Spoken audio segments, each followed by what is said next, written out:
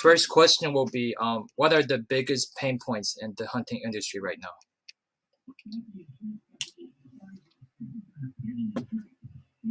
Am I involved with the hunting industry? Yeah, just anything, like especially in marketing. Like, what is the biggest pain points in the hunting industry? I'm an outfitter. You know what an outfitter does? No.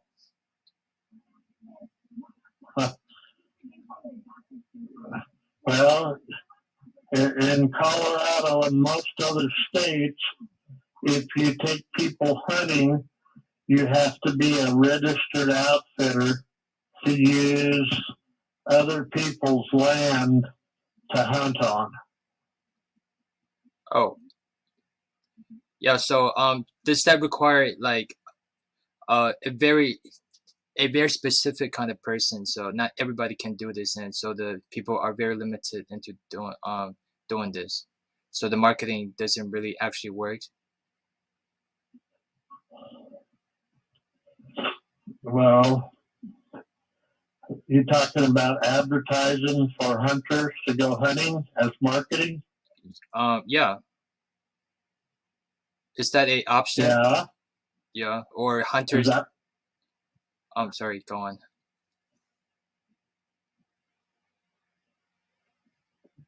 Or go ahead.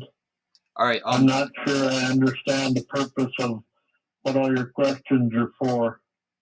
Well, the purpose of my question. So I'm a student in college, so I'm doing a writing to graduate. So, and my writing is about marketing and hunting industry. So I would like to interview some like people that actually work in this industry about the problems in marketing and a possible solution that I can solve it.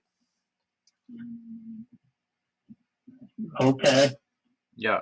So, are you aware of online marketing like Facebook ads, Instagram ads, TikTok ads? Does that help to marketing in hunting industry? Not really. Why? Why? Yeah. Uh, it may or may not pertain depending on the client. Can you say more about this problem because I don't quite understand. Is that a problem for me, my company?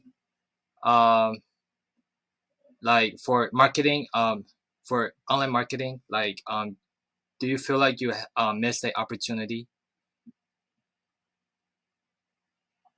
Sometimes. Do you feel like it is hard to reach like your clients, and the only way for you to reach out is actually they reaching out to you? Sometimes. So like would you like, if it's possible, would you like to like working with a marketing agency that help you to solve the online marketing problem? Um, I would have to know more about the total concept. Yeah, so how do you contact with your customer or client? Uh, Word of mouth referral, Referral. and yeah, from past clients. Uh, can you tell me more about the referral program? If I have a past client that has a friend that asks about my services, then that past client gives the information or refers the person to me. Okay. So I have another question about so tags, like people that actually want to hunt, they need to have tags, and um so they have tags and they need to probably use the weapon. And so does the hunting agency provide with the weapon? And how does hunting agency actually profit? Is it only by lending the weapon to the customer, or in your case, it's just uh, using the land that other people own, so there's a rent on the land for hunting? I have to do a contract with each person to use my or other people's property that I have contracted with. What is the average ROI of this of a client? So what does a client like pay on average on your service? What do they pay? Yeah, how much they pay? It varies on how many properties total that they contracted with. I have several properties, and some of them only hunt one property. Others may want to hunt more properties, and so they would pay more for hunting more property. And it depends on the size of the property, on and which season. We hunt 6 different seasons, primarily in November, or October, November. So that is a hunting season Yeah. for your place, right? Yeah, and most of them are a 4 or 5 day. Colorado breaks it down into different length seasons. So like there's a 5 day, a 9 day, a 7 day, a 5 day, and then there's a 30 day and a 60 day. Wow, that's a lot of time. So Yeah, yeah, go on. go ahead. Right. Yeah, so what would a 7 day tour or hunting the cost be? And what would a 60 day cost be? Well, the 30 day and the 60 day are for female or cow elk only. The other seasons, most of them are combination of deer and elk, and most of those, the 9 day and the 7 day are split in half. So it's either only a 4.5 or a 3.5 day hunt. Because the licenses are only good for one of the seasons, except the 60 day goes for all of the seasons. So, and to make it more complicated, in our areas, which is Area 3 and 301 in Northwest Colorado, you can only get one deer or one antelope, but you can get 2 elk if you receive 2 different licenses. And of those licenses, you can only get one male or either sex, and the other license is a female only.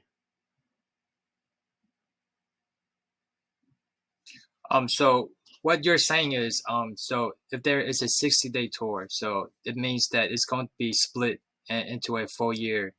So it's going to be split like 3 days, 3 days, and then like this month and the other month. And also, if you're hunting elk, you need multiple licenses. And if you only have one license, you probably can only hunt this kind of animal. Correct. So have you read the Colorado Big Game brochure? No. That would be very helpful. Colorado big game. Oh yeah, I got it. Yeah, it's CPW, Colorado Parks and Wildlife, big game regulations. It's about 100 pages, and you can get it online. And part of it, the first part is general information, and then the last part goes into the individual hunt code areas and the individual animals. It's for big game, which is uh, bear, antelope, deer, elk, and moose, and they're all different and they're all separate. Yeah, I'm actually reading it right now, and yeah, it's very complicated. Yeah, and they have a meeting in January every year, and then those rules and regulations are finalized in February, and they come online about February 15th every year, and then you have March to apply, and it's always the deadline for applying is the first Tuesday in April of every year. And then the drawing happens in the end of May, and the licenses and stuff come out in first part of June. So it's a process you have to go through every year to get a license. All right. So I'm going back to the money side of things. I'm sorry if that's uncomfortable, but I need to write the essay for my graduation. So um so there is weapon renting, and there is licenses, and there is um a money that you need to pay to hunt on other people's property. So what is your main revenue from? We mostly do what they call a trespass fee or hunting on their own, and those start out at $500 per per person per season per property, and then they go up. Like I said, the more properties and the more seasons they use.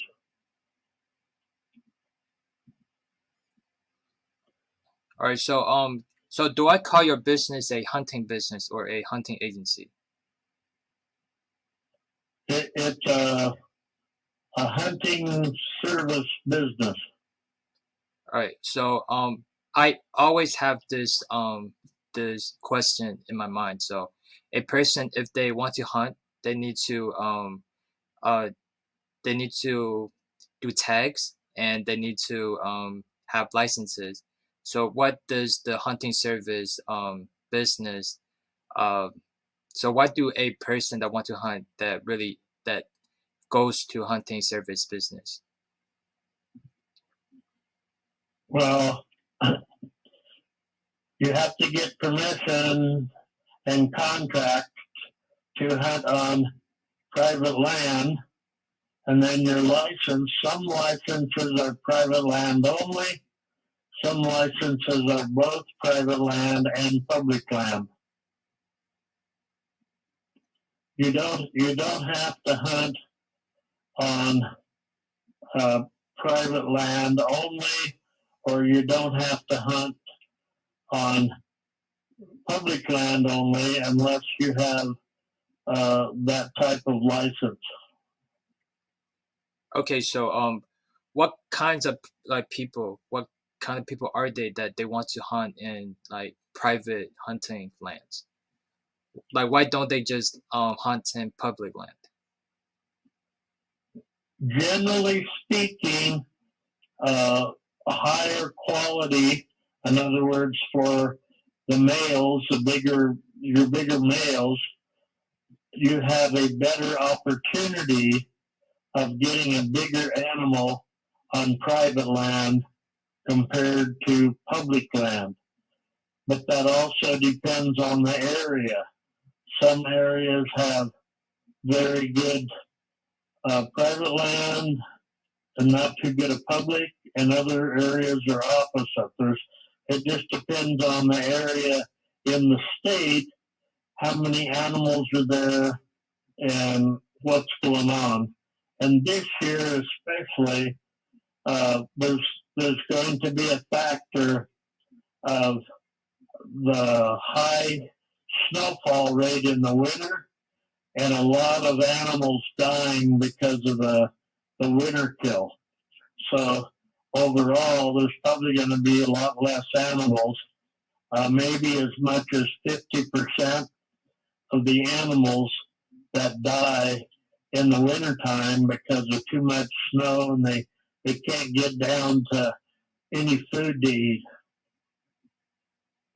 And that adjustment is made on the licenses about May 15th after most of the winter is over, and they do a different herd counts in each area to see how many animals died, how many are still living in the spring, so that hopefully that'll be a representative of how many animals there'll be to hunt in the fall.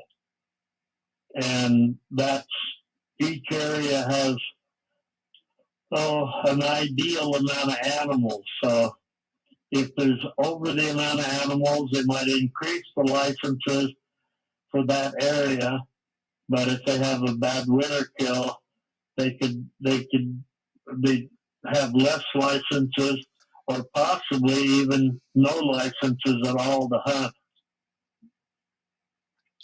So what you're saying is that the the the capacity of hunting areas is always bigger than the client. So it doesn't really need marketing because there's always only limited spots for people to hunt.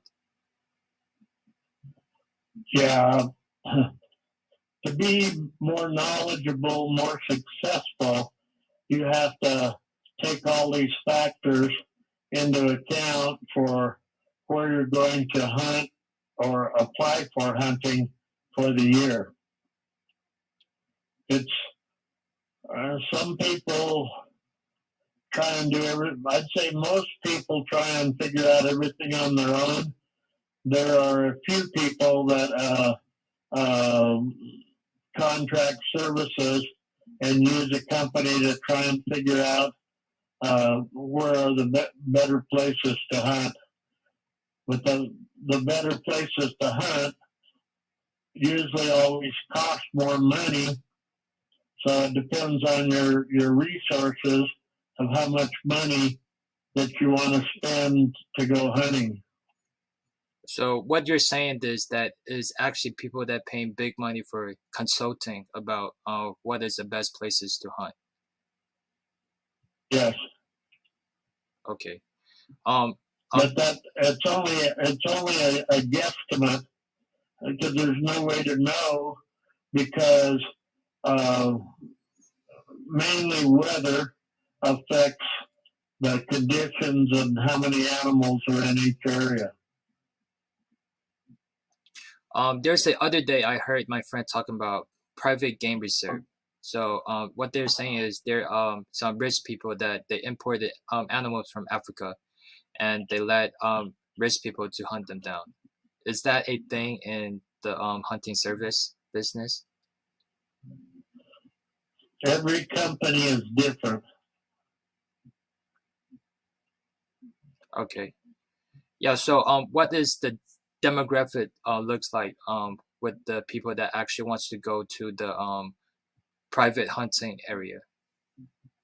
So what are the clients look like? Like what are their qualities looking like? Of all the hunters in Colorado, I would say less than half private land hunt. The rest of them go for the public land hunts, mostly because they don't have the money to pay for the opportunity to try and get a better animal. So they would just go to public lands and apply for tags or licenses every year. Yes. Okay.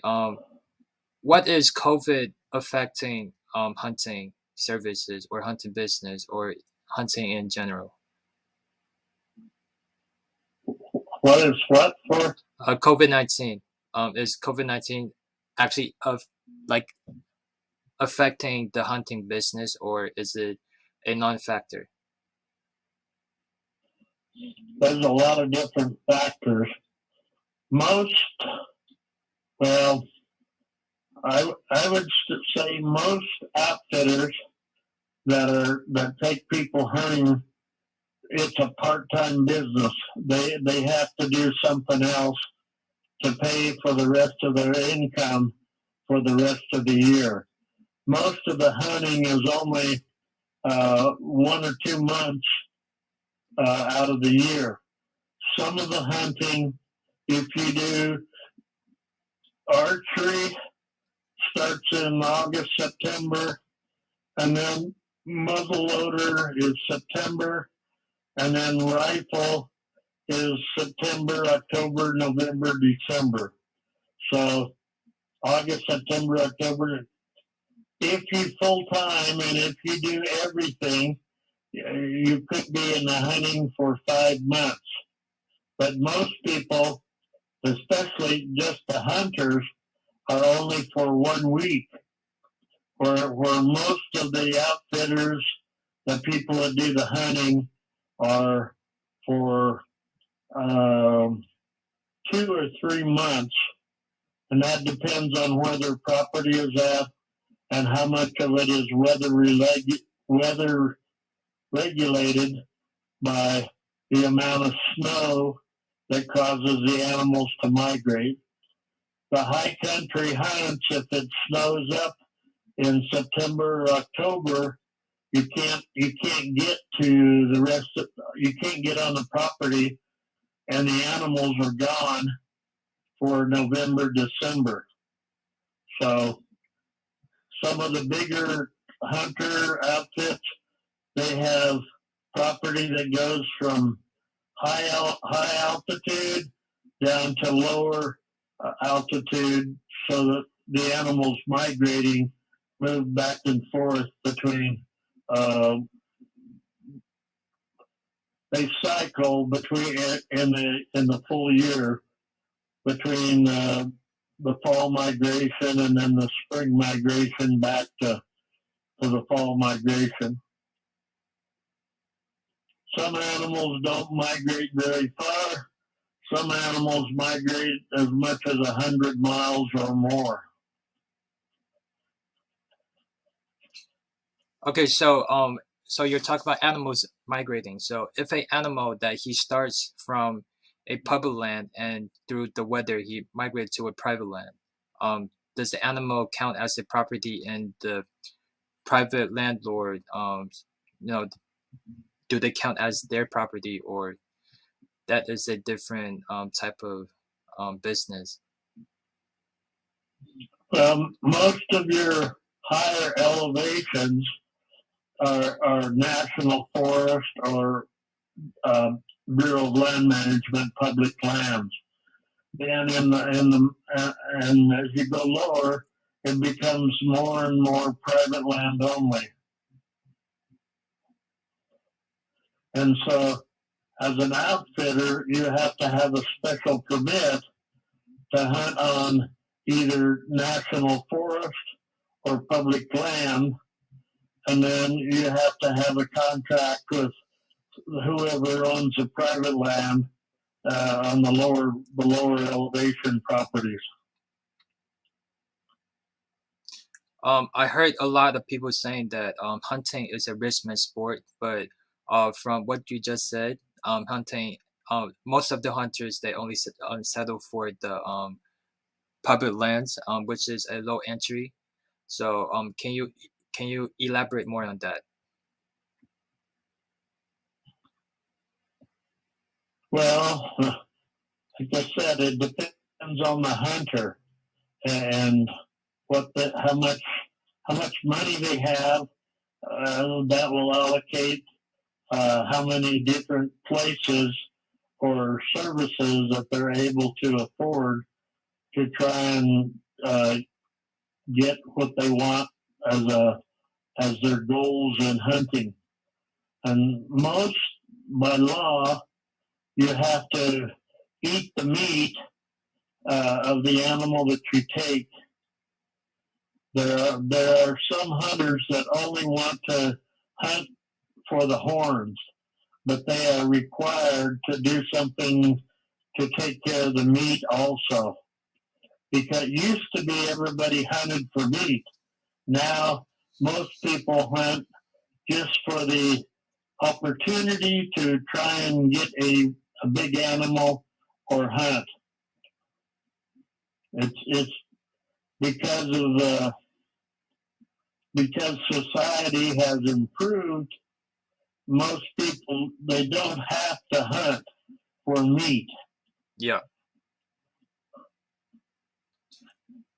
So there is a career that been called hunter, and is that still a easy job to do as a hunter, or is the career actually dying?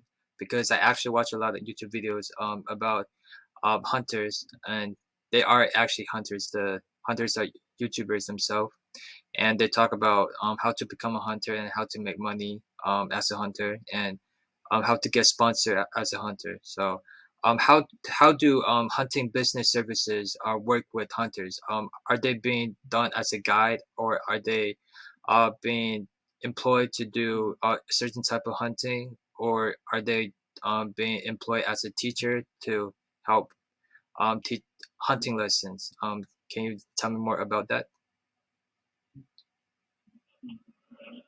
Well, it depends on what the person wants to do. I mean, uh, some people they don't want to get into the business, but they like to go out and look for animals and so on. So those are your guides.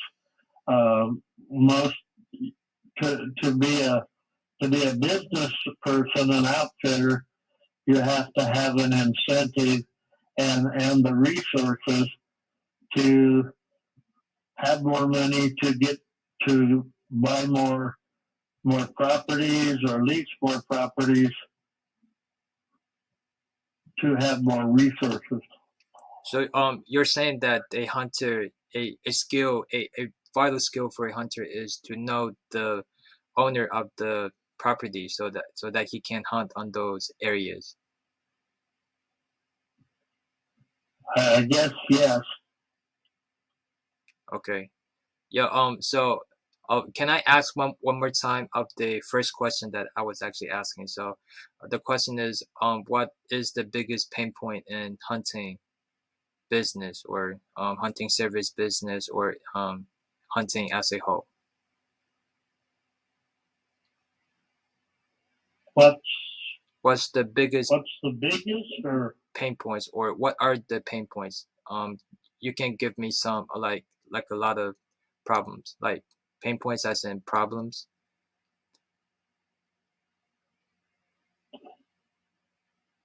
I would say how how much money that you have access to give you more opportunities.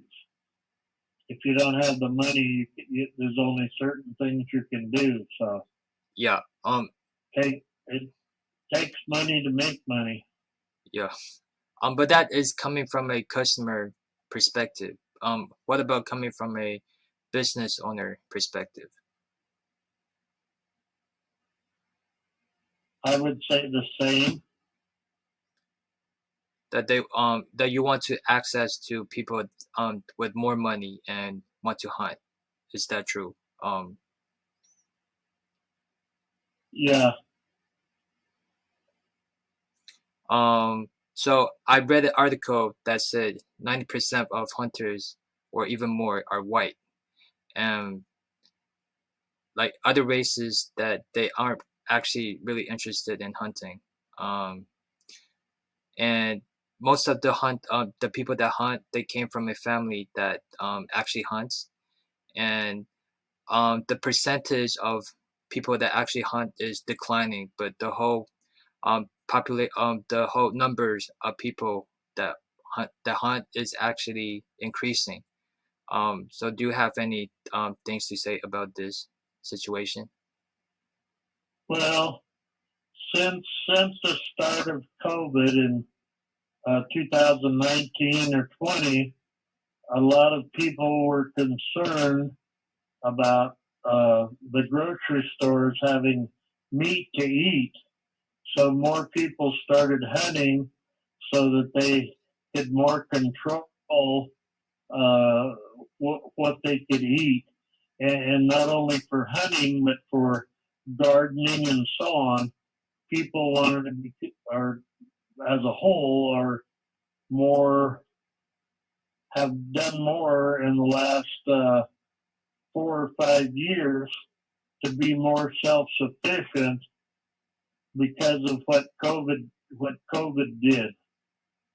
So yeah, the next year there was a lot more hunters because they wanted to try and get their own meat, and that's it's kind of it's still higher than it was. So there's more hunters than there was, and um, not necessarily more animals. In fact, generally speaking, there are less animals now than there was 5 years ago because of increased hunters, but more so because of the weather. Uh, the wintertime weather has winter killed more animals in the last 5 years than there was before 5 years ago. Okay, I have several questions. So the first question is, so now COVID is over, we're entering a post-COVID era. So is this situation that people are hunting for food because they're worried about the meat source? Is this problem still a thing, or a is going down? Well, COVID's backed off quite a bit, but there's still long term COVID and other unknown um, health situations that may happen in the future. So it made more people aware of what's happening with the total health and the food supply situations.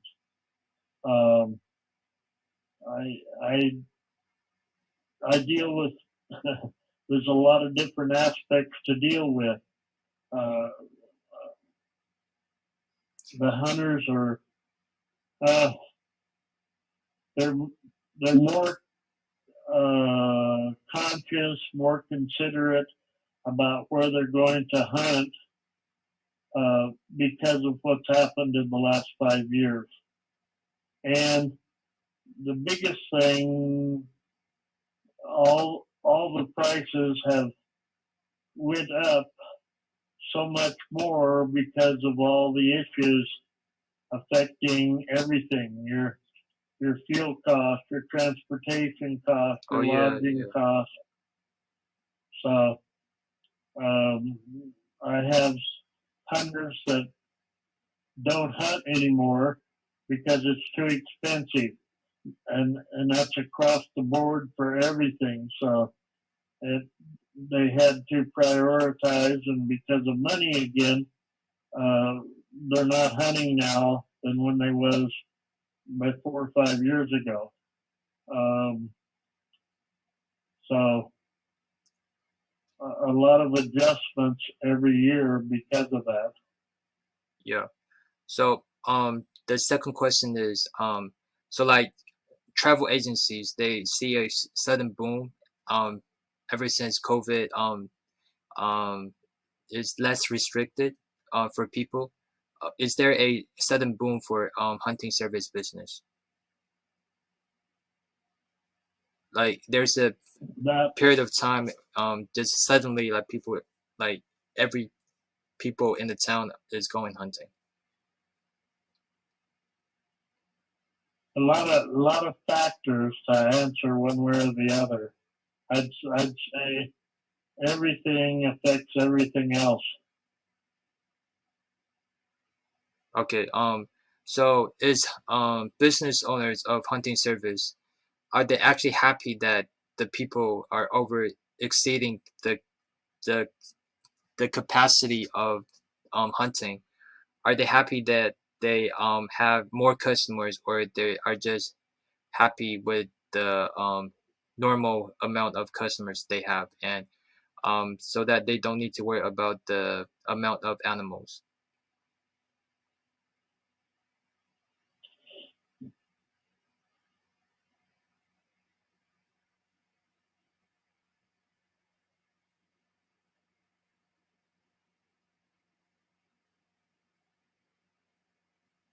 Hello?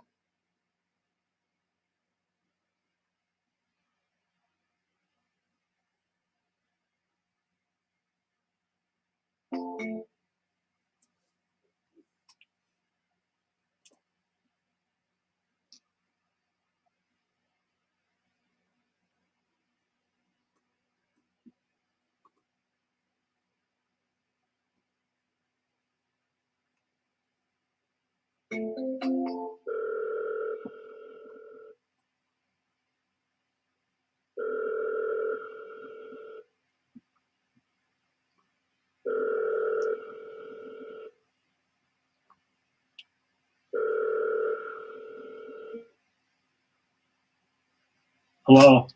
Sorry about the phone just went off. Did you hear the last question I was asking? No. All right, so the question is, do business owners of hunting service business, are they happy with the customers over exceeding the the capacity of normal customers, or they're just happy with the normal amount of customers they have, and they don't need to worry about the amount of animals in the future?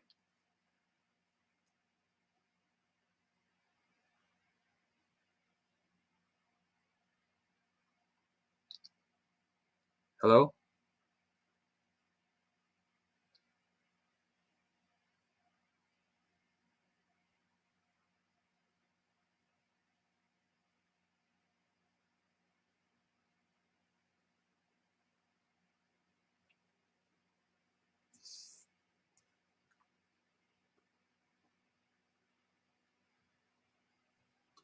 Jim, I can't hear you. Hello? Hello. Yeah, I can hear you right now. Okay. Yeah. So the question is, do business owners, are they happy with the amount of hunters that is exceeding the capacity of the normal amount, or are they just happy with the normal amount, so that they don't need to worry about the amount of animals that might decline in the future? The the amount of animals affects the amount of hunters. If you got no animals, you got no hunters. If you keep on trying to get more and more hunters, you won't have them in the future if they don't get an animal. That's the number one thing, is for a hunter to get an animal. If they don't get an animal, they're not going to come back, or they're going to go somewhere else to try and get an animal the next year. All right. So the next question is, so do you think the increase of hunters because of COVID, is this situation going to last, or the amount of hunters is going to decline from this point? Decline. So you think it will go back to normal to 5 years ago?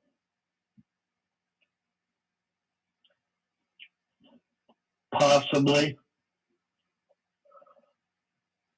And also the environment is it's becoming really harsh for animals, and severe weathers like forest fires and stuff is going on. So um, how do you think it is affecting the hunting industry? A lot. The environment is affecting the hunting a lot. And like mostly the amount of snow in the wintertime. Um, but the other things like uh, fires, fires affect it too.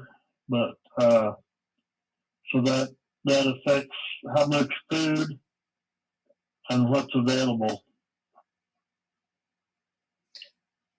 So do you think marketing can solve at least some of the problem? Like, can marketing like lead people to more education about this topic, solve this problem, like bring more awareness to people, or like bring to breed more hunters? Do you think marketing can solve some of the problem? Well, marketing, trying to sell, uh, it depends on what knowledge is gained and whether they use that as a basis for the decision on where to go or if to go hunting. Uh, yeah, the marketing of the sale is going to affect that, and it depends on the accuracy of the marketing and the interpretation of what uh, the hunter perceives as um, what's available. So Some people are not very uh, knowledgeable. Some people are just ignorant, and um, it's hard to say.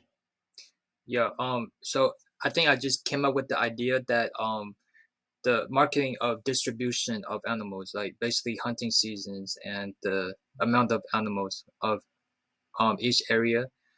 This kind of marketing content is good for marketing to the hunters that actually sharing information, so that not only lead sales to the hunting service business, but also protect the animals, to maintain the numbers. So do you think that is a good idea? Well, I yeah, I think it's a good idea, but I don't think it's going to realistically work. Why do you think that is? That too many factors? Correct. All right. Yeah.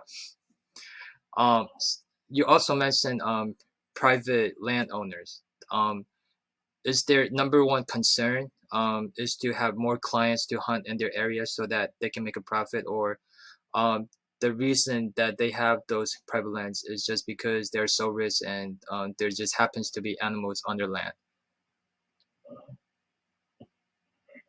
Um, Most private landowners um, are have domestic farming and ranching operations, and the hunting has become an auxiliary. Some of them, that's all they do is hunting, and some others, ranching is mostly what they do. So there's kind of a blend and an extreme from one end to the other from all hunting to almost no hunting because of what else they do with that land the rest of the year. Um, in my area, uh, the ranching and farming happens in the, the spring and the summer, and then the domestic animals are moved off of those properties for the wintertime, and then it's pretty much just the hunting on those properties with no domestic livestock on the properties during hunting season. Well, that is a lot of factors to think about. So most people go for deer hunting and elk hunting, but there is also other forms of hunting like duck hunting or hawk hunting or squirrel hunting.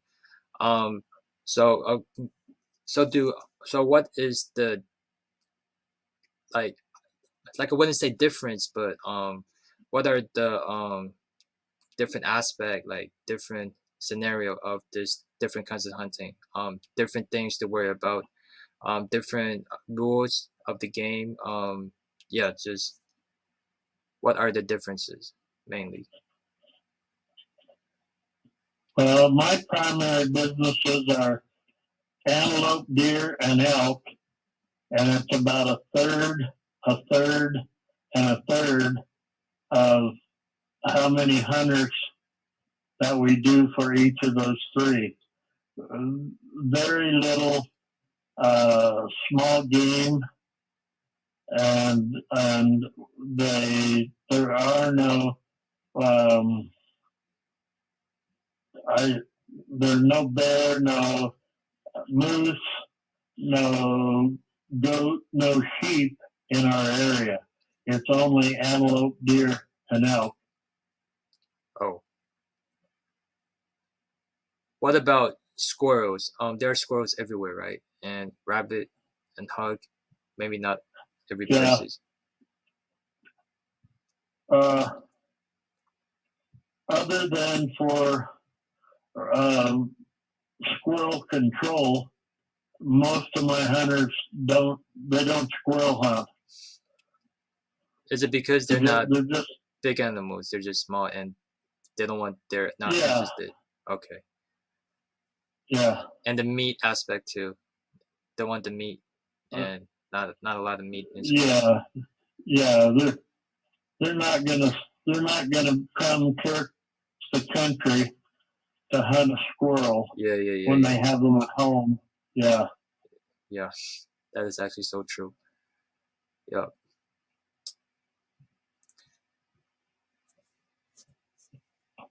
Yeah, so I actually saw, like, so when I type hunting, so mainly it is deer hunting, elk hunting, and there are a little bit like rabbit hunting, hawk hunting, and but not so much.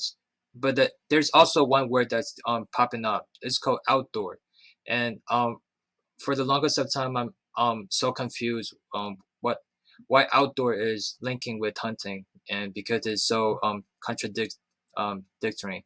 Like outdoors can be mean so many different things like kayaking, camping, and sometimes even weaponing, like in some cases. So what is the link between outdoor and hunting?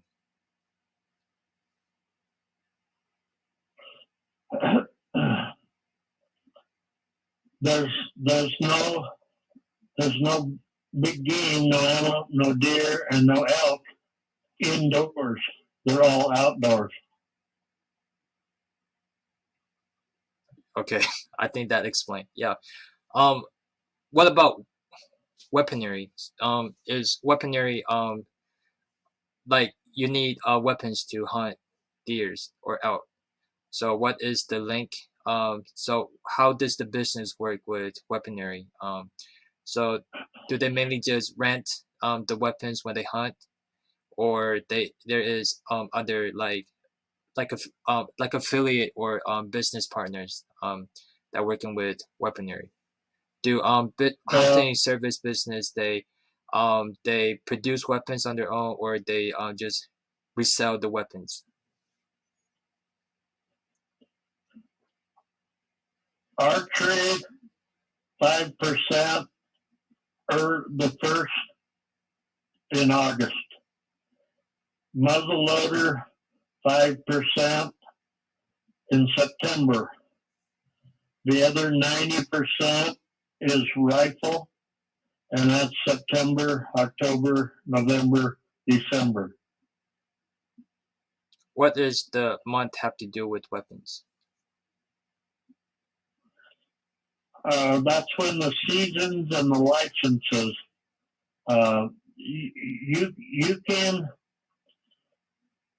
You can only do you can't do rifle and archery or muzzleloading, but you can do archery and muzzleloading during rifle season. But the tactics, it's a lot harder to hunt archery and then muzzleloader, and then because of the rifle has more distance, more killing power. Rifle is more common, and that's when most of the hunting and most of the seasons is with rifle.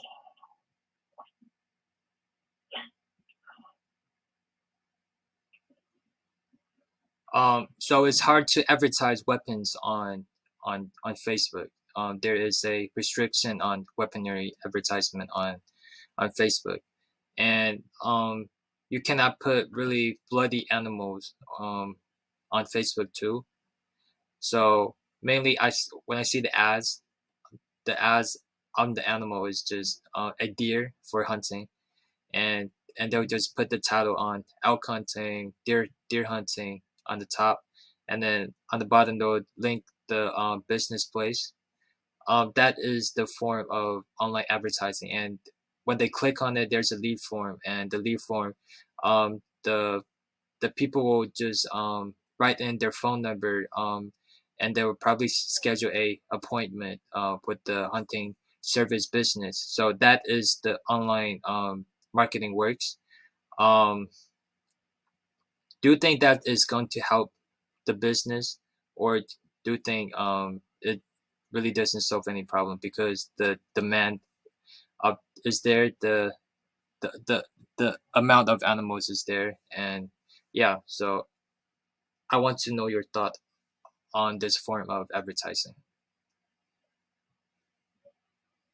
Well, I think, uh, yeah, internet advertising definitely helps, and that's what most people do. They click on Google and then try and find the different services through that method. Yeah. So there's actually a tool in Google that most business owners didn't know. So um actually there are two things. So there are comments, right? So there are comments on the place, and there's also a Google chat that is actually not there. You need to enable it. So when people click on it, they can click on the chat to actually talk with business owners. Um, this is one thing. So, and there's the other thing. So how do you manage your old clients? Do you talk with them? Yeah. So do you talk to them? Do you text them? Do you email them, or do you just let them go? Limited.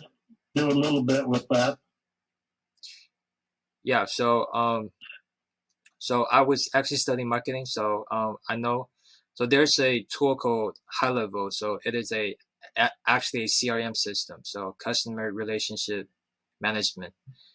So what it does is it has a platform, right? So it will put everything into one website, and it is so easy to click on. So whether it is text messages, whether it's emailing, so you can put all the customers into one pipeline, and within just clicks, you can have the relationship with them. You can send them texts. You can send them emails. So what you can do with this option is you can do a old client reactivation campaign. So you can say I have this special offer to bring, and um, you can all have the discount since you're a old customer, and then we can do this kind of service for you. And also there is a Google review campaign. So what you can do is you can tell all the customers, so oh, I'm doing this special project, and within 24 hours, if you uh, leave a comment on the Google review, I can give you this type of voucher or this type of offer. Yeah, so this is what high level can do. Do you think that's helpful, or do you think yeah, it doesn't really matter? Um, depends on the client, depends on the business, on what they want to do and what their needs are. The more you're involved with that, the more time it takes, and your return on dollars invested, I think, becomes less and less, because still a lot of the hunters, they don't want to spend a lot of time uh, trying to figure out uh, what to do. Yeah, I would say the qualities of a hunter is most of them are tough. They're masculine. They don't want to be told what to do. Um, and they're men. They probably had responsibility of their family, so they are aware of the expenses to use. I I would Correct. say that is the yeah, that's the quality of the hunter. And to reach to those people because they're stubborn and it's hard to reach them, so it's also harder to do marketing on them.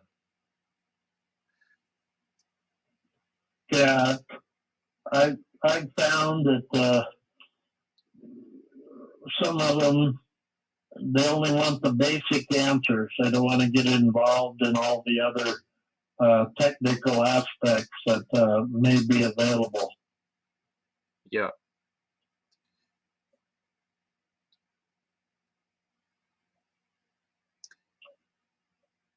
Yeah, I've only got a few more minutes. If you got anything that you urgently need to answer, let's get that done, or whatever. So I have to go.